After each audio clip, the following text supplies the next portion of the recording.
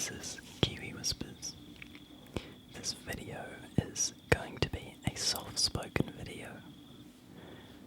So, if you think you'll be frightened by the sound of a man, then I suggest you turn off now and never return. Or, if you want to hear me speaking softly, then continue on, and that will begin shortly.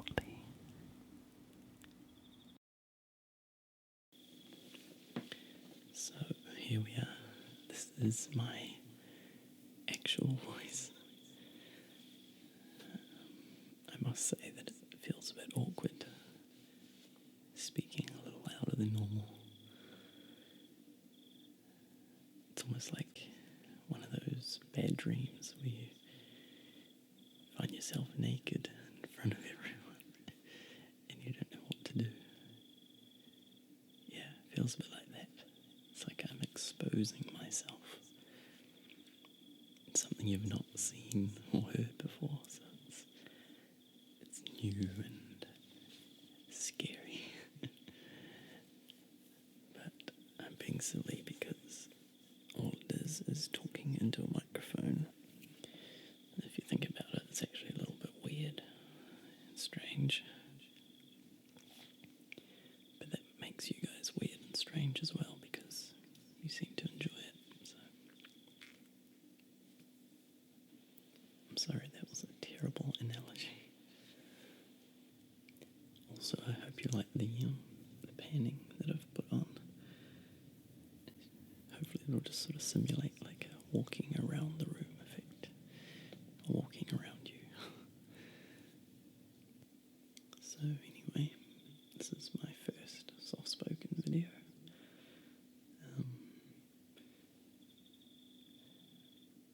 Personally, I don't think male whisperers are any good at soft-spoken. So I don't know if this is going to be any good, but I think female soft-spoken videos are brilliant. Some of my favourite videos. WhisperCrystal does the best ones I've heard. She has a beautiful voice, so she's great to listen to. Just before I sat down to do this video, my little netbook thing that I have decided to pull a blue screen on me, which means that it found a serious issue or whatever, and it just decides to pack a sad and die on me. So I've got an iMac as my main computer, and I just have this netbook. It's like I got it from when I was studying to take to classes and stuff. Anyway, I just needed to get something off it, and yeah, the annoying blue screen came up, so I had to bring it back to life, and I gave it mouth to mouth, and it seems to be fine now. So the only advice I can give to anyone that experiences a blue screen on a Windows is just to get a Mac. That will solve all your issues. So, yeah, you can pretty much just chuck any Windows computer in the bin and replace it with a Mac. Yeah.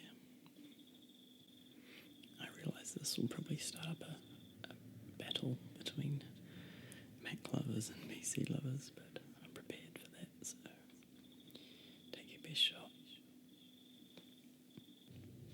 In saying that, Macs do have what we call the spinning wheel of death, which appears if something freezes, and this little rainbow ball, this little wheel will just spin, and then everything will just freeze, and all your files just go locked away for days or weeks or months, and you just can't get them back. No, but not really, but sometimes when I'm editing something, suddenly this wheel will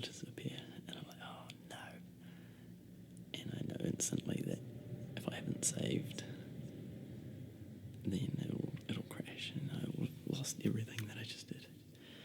So that can be annoying too, but get it back.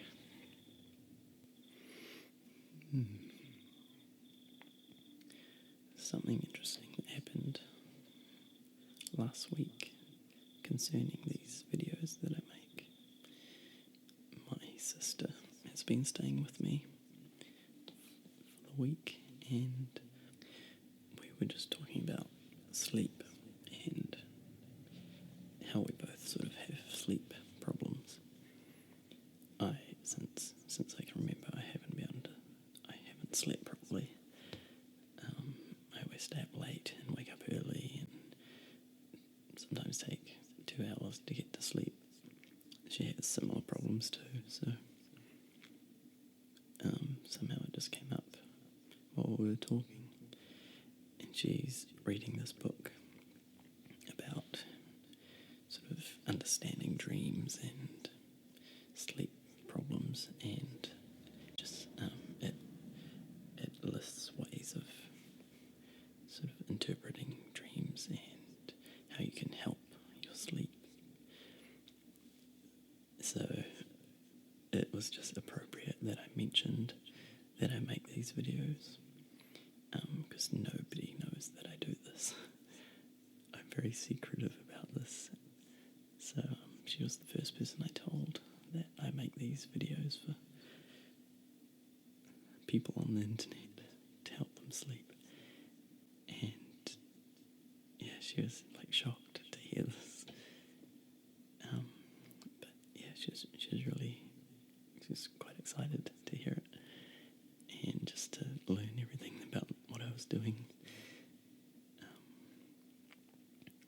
So she gave me this book to look through that she's been reading, and I came across one page that sort of lists a way of writing down what you did for the day, and sort of thinking about it, and just sort of making sense of how it can affect your dreams.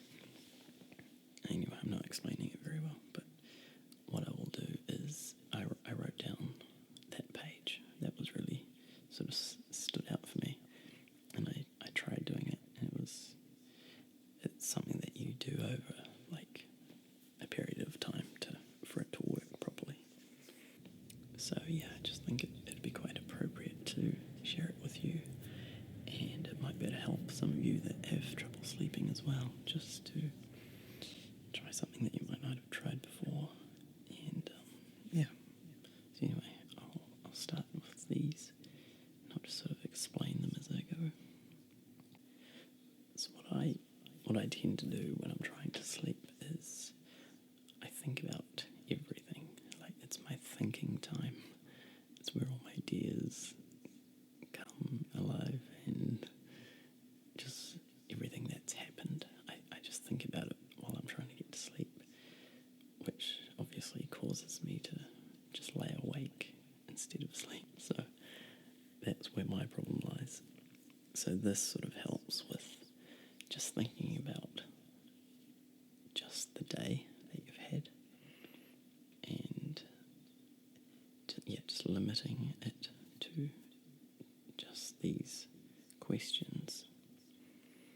And it just sort of suggests that it'll help with receiving better dreams and stuff, and obviously better sleep. So the first part is you can either write these down if you want to participate, or I'll put it in the description and you can get them afterwards. So the first question that it asks is, what happened today? So if you just go straight back to when you woke up, and just everything that progressed during your day. So just sort of skim through and remember what you did, and just remember like the important parts,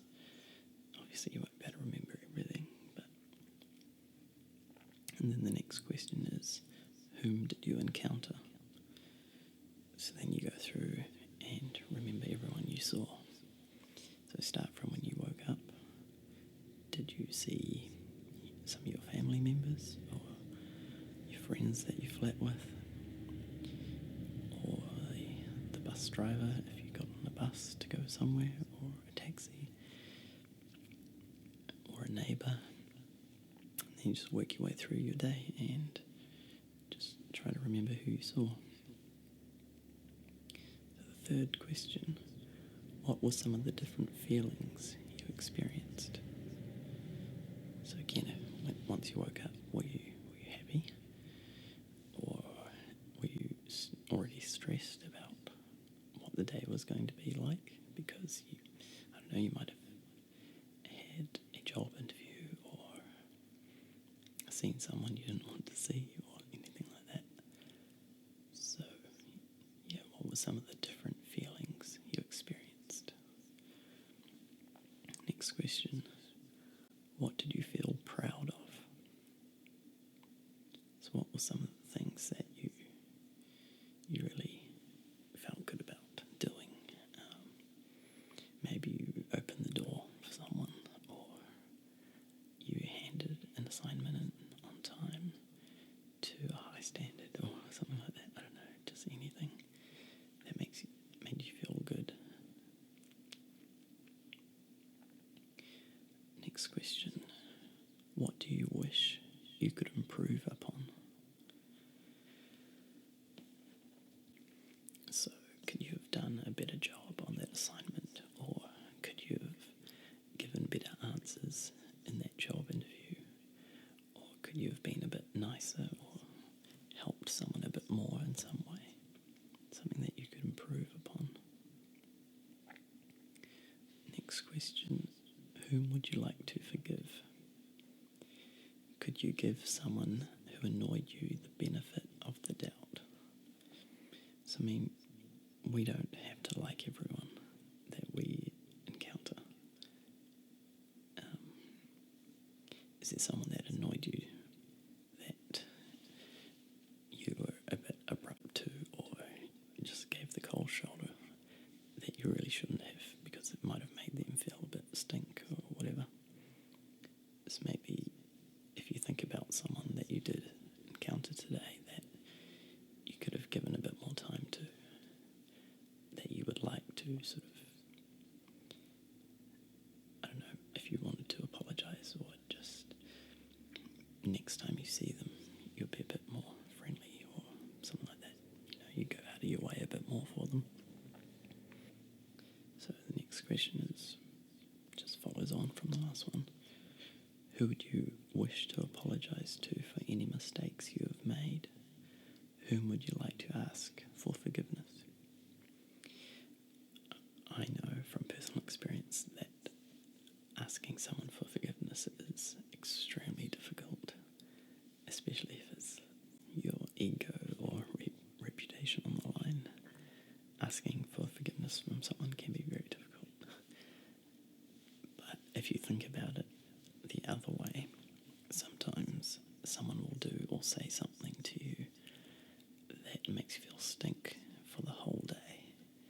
And particularly for me, if I'm lying in bed trying to go to sleep, I'll think about it, and it'll make me feel worse, because I think about all these other things that could happen from what this person did or said, and how it could affect conversations or whatever later on. So if you think about that, something that you did that might have upset someone, and how they would be feeling about it. This is very deep, I know, I'm sorry, but I don't know, it's quite important. So, the question again, who would you wish to apologise to for any mistakes you have made? Whom would you like to ask for forgiveness? So, if you can build up the courage to apologise to someone, to them, that would be very, very cool for them, and it would actually be very rewarding for you as well.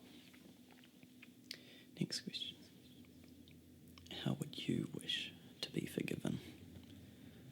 So yeah, if somebody hurt you, how would you like them to approach you, to say sorry for something they did that might have upset you?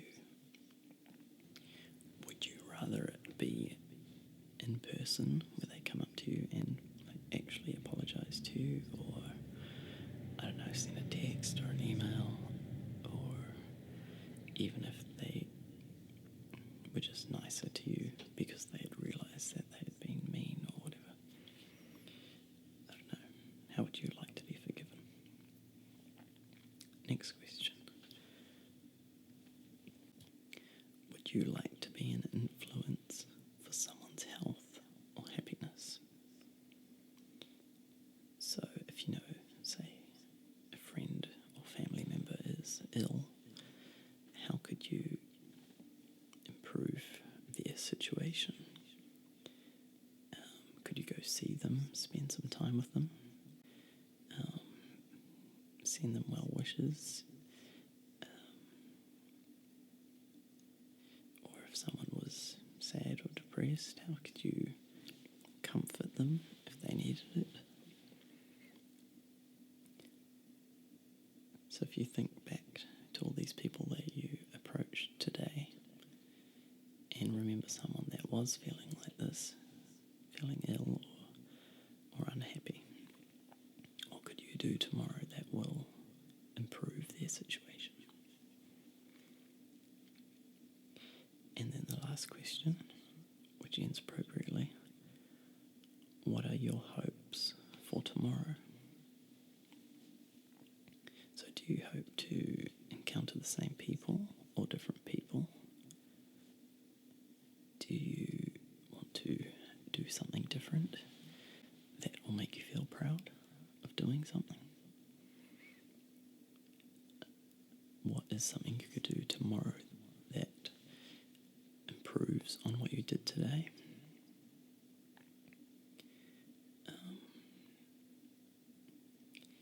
How could you be nicer or more approachable for some people? Do you hope that someone you're having trouble with will come up to you and say they're sorry, or send that message apologising for something they had said or done to you? I mean, this is hoping for tomorrow. It may happen, but it may not.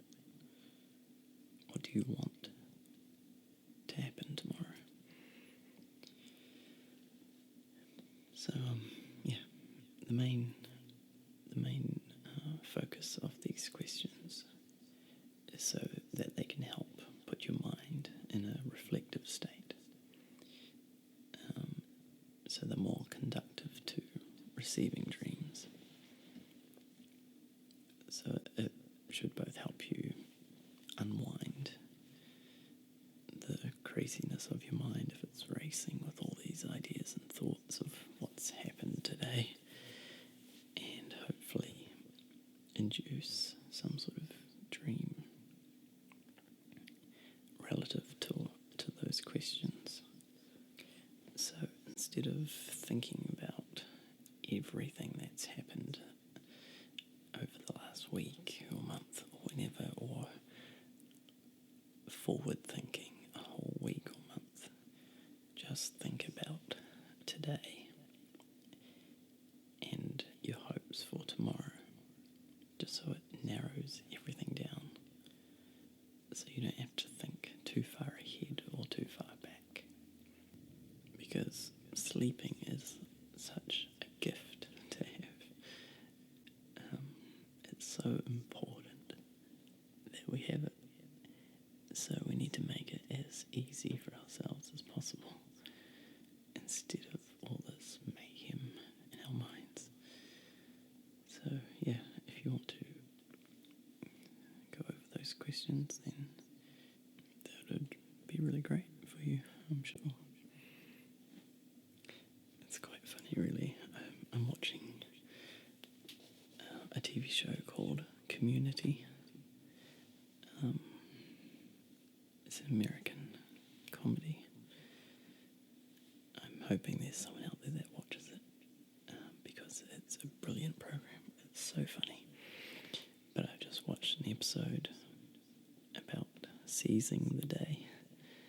So it's quite a coincidence. It sort of fits into this sort of topic of the video about doing something different that you never do during a day and make the most of it. You know, be spontaneous. Do something that you just would never do. So in this episode, the professor of a class at this college goes around watching his students that he's teaching, and when he sees them do something spontaneous or out of the ordinary, he throws out his arms and he yells, "Day seized," and then he runs away and jumps in the air and kicks his heels together and then goes and finds someone else to do it. So yeah, it's really funny. However, don't try too hard. Just like the main character in this episode, he is just out to get an easy grade for this class of seizing the day. So he tries too hard, and everything he does is forced and not natural. So the professor who was watching him keeps saying, like, he gets an F because he failed, because he's not seizing the day properly. It's got to be spontaneous and out of the blue. So you can't really plan for it, is what I'm sort of trying to say. It'll just happen, or you'll see an opportunity where you can just go for it instead of premeditating it. Yeah, it just kind of fits in with what I was saying. So there you go. If you watch Community, then you'll know what I'm talking about. And if you don't watch it, you should watch it because it's a hilarious program. Anyway, that's enough therapy for one day. It's not like me to give out advice. So, well, there's a fly in my room. Cat. Can you hear that? No, it's landing on my microphone. Oh, I hope you're all thinking that was a fly in your ear and you're whacking your side of your head trying to get rid of it. That'd be so funny. Anyway, I'll leave it there. On that note, on that buzz note. Oh, it's a buzzkill. A buzzkill.